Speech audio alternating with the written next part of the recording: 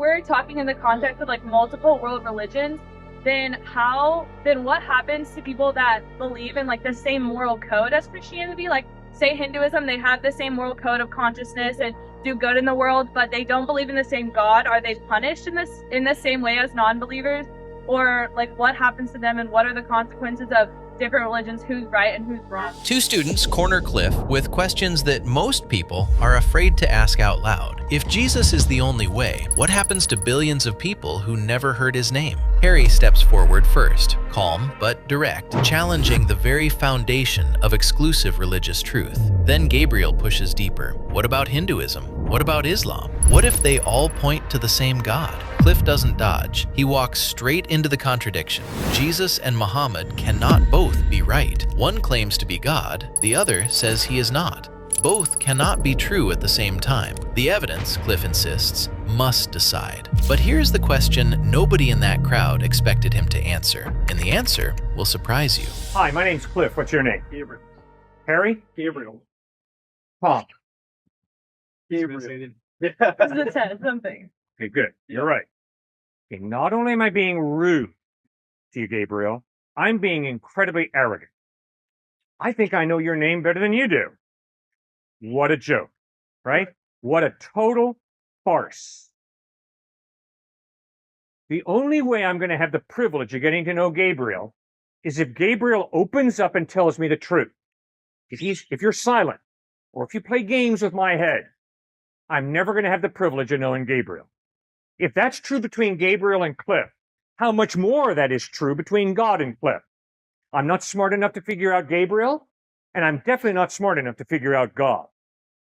I depend on Gabriel to open up and tell me the truth about Gabriel. I depend upon God to open up and tell me the truth about who on earth or in heaven is God. That's where Jesus, Muhammad, the avatars, Shirley MacLaine come into the picture. They all claim to be revealing God accurately. The problem is they contradict each other. It's as if you said, my name's Gabriel, and the next sentence you says, I'm really Tom. You know, you're contradicting yourself. So the question is, are Jesus, Muhammad, the avatars, Siddhartha Gautama, all wrong, or is one of them right? Because they contradict each other, they can't all be right. That's where evidence kicks in. You got to read the teachings of Buddha. You got to read the Bhagavad Gita, the Upanishads, and figure out Hinduism. You got to read the Quran and find out about Muhammad.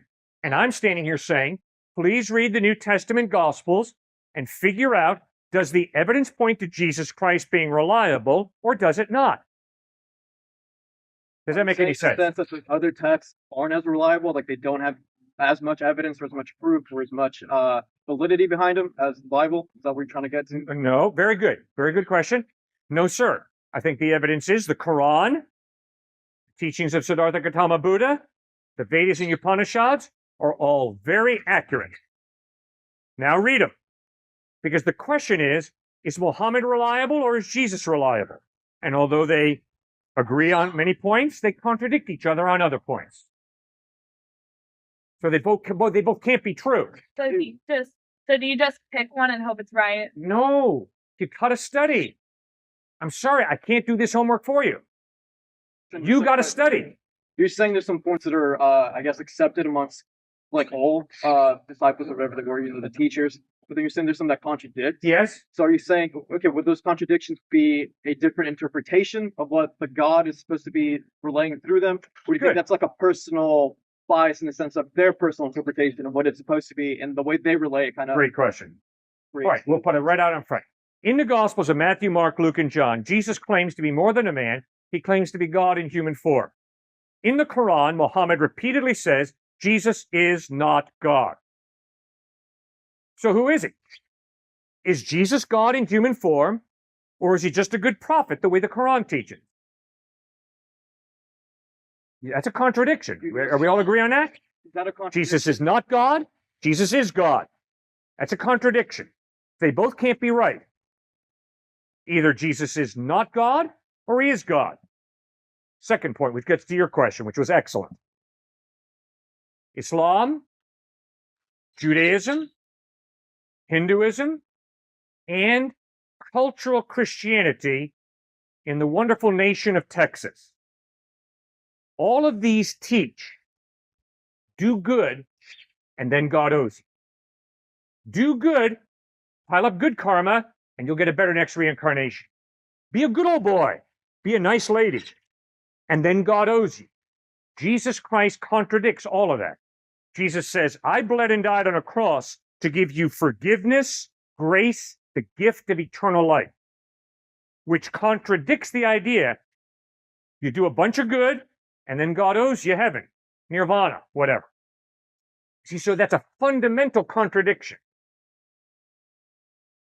So if you've never been exposed to, if you live in a remote part of the world, you've never been exposed to Christianity, the teachings of the gospel, then how do you get to heaven? Good question. I do not know. Why? Because Jesus never specifically answered the question, so I can't make an answer up. But he makes 5 points that apply to your excellent question. First point, God's character is just, which means nobody's getting ripped off. God is just. Second point, nobody goes to hell because of ignorance. Nobody goes to hell because they're born in a part of the world where they never heard about Jesus. The only reason people go to hell is because they choose to live their life separate from God. And God grants their request and they'll spend eternity separate from him because they chose to live their life separate from him. Thirdly, there are going to be a boatload of people in heaven who never heard about Jesus. Hebrews chapter 11 in the New Testament lists some of these people. Abraham, Isaac, Jacob, Moses, Rahab, a Gentile prostitute, obviously never heard about Jesus. They were born hundreds of years before him. But in humility, they put their faith in God. God, I don't know how you're going to do it, but I'm trusting you. Fourth point, the only reason those people are going to be in heaven is because Jesus bled and died on a cross for their sin.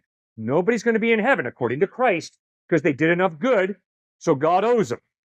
Remember, that's a contradiction between Jesus and every major world religion. Fifthly and finally, although I do not know how God will judge those who never heard about Christ, I do know that all of us here have more than ample opportunity to read the Gospels. We are responsible for what we do with Jesus.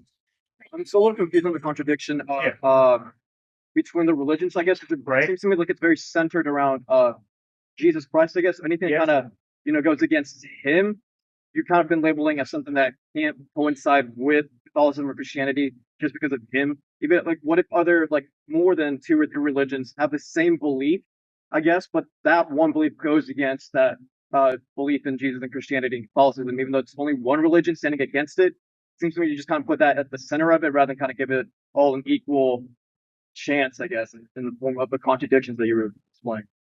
Okay, good. Okay, I think you're asking a very deep question epistemologically in terms of know. How do you know something? All right? Does my imagination define truth? No, good. Okay, because there are a lot of people in this culture who say, yes, it does.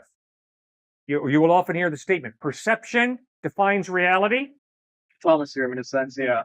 Yeah, that's baloney, right? My perception is you're not standing here. My perception is wrong. Because in reality, you are standing here. But your perception is that I am standing. Right. So the question is there enough evidence to support that my eyesight tells me the truth about reality? Or is there not enough evidence to support my eyesight telling me the truth about reality? And I would argue there's more than enough evidence that my eyesight helps me pick up on reality than that my eyesight lies to me. That's why I trust my eyesight the way I do. So you see, I am convinced that reality exists separate from my imagination, from my perception, from my belief. Back to my first illustration to you. And please don't forget that one. If I believe that you're Tom, it doesn't make me right. In reality, you are Gabriel. You're not Tom.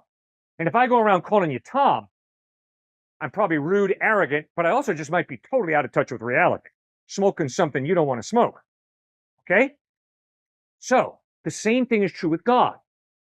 If it's true with Gabriel, I can promise you it's true with God. If God is real, then God is a certain way. Unless God is impersonal. If God is impersonal, then it really doesn't matter what I believe about God. God's just an impersonal it. But if God actually loves you, then it does matter what you think about God. Because if God loves you, it means he's personal. He's not a fantasy. There's a he that actually cares about Gabriel. Now, if that's true, then Gabriel's got to figure out, how am I going to respond to this personal being, God, who actually claims he loves me and wants me to go to heaven and spend eternity with him? Does that make sense? Yeah. Okay. I guess that like is a valid answer to our question. And then we had our second question, kind of again, I guess another like question of validity would be, I guess you want to. Yeah, it's not meant to be silly or anything, but like in the sense of other life forms, I guess, you know. Yeah. My question was, did God only create this one Earth with this one like sphere of life, and only this is it, or like is there a belief that in the universe, you know, there's different worlds with different life forms and also intelligent life elsewhere with the same conscience that has to apply the same moral code, that has to apply the same kind of rules that religion governs, or is this kind of like the only thing there is? Okay, good. I do not know from the Bible if God has created other intelligent life forms. So once again, I'd be lying to you if I said, well, according to Christ in the Bible, yes or no. Doesn't say. So therefore, I turn to science to ask, what's the evidence that there's other intelligent life in this universe? And to date, I have no evidence there is, but if there's a discovery tomorrow, I'll celebrate that discovery. So you're saying that like the rules set out that govern Christianity would apply to a new life form on any planet in any galaxy? I don't know, because Jesus in the Bible never addressed the question. So I can't honestly tell you. In your opinion, would it strengthen or weaken the argument of religion if there were other life forms found on other planets, stuff like that? Not just necessarily like life form, like very simple, but maybe a higher intelligent like life being, you know? Would that, in your opinion, strengthen or weaken the argument around religion? Fascinating question. I do not know. I mean, it is, you know, start talking about extraterrestrial life, and because I have so little evidence, I don't know how to think that one through, to be honest with you. So that would be a dilemma. Like, if there was life found on another planet, that would be a dilemma for the church to figure out. And not necessarily just like finding it, but maybe like if they were to be studied, you notice that they don't necessarily follow the code of morals that we do, or necessarily even the same customs. So it's a very big disparity between the way we live life and the way that would live life, you know? So would that still kind of create the ubiquity that religion is supposed to encompass all of the universe and all of life? Or would it weaken that argument that, you know, God is kind of like all powerful and surrounds all life and all creation, when two separate beings follow so like different codes? Like, okay, in one sense, I think it would be fascinating to think that one through. Okay, but in another sense, at this point today, I feel it's totally irrelevant to your life, to my life today. See, for me, I think that would be an example of playing intellectual gymnastics.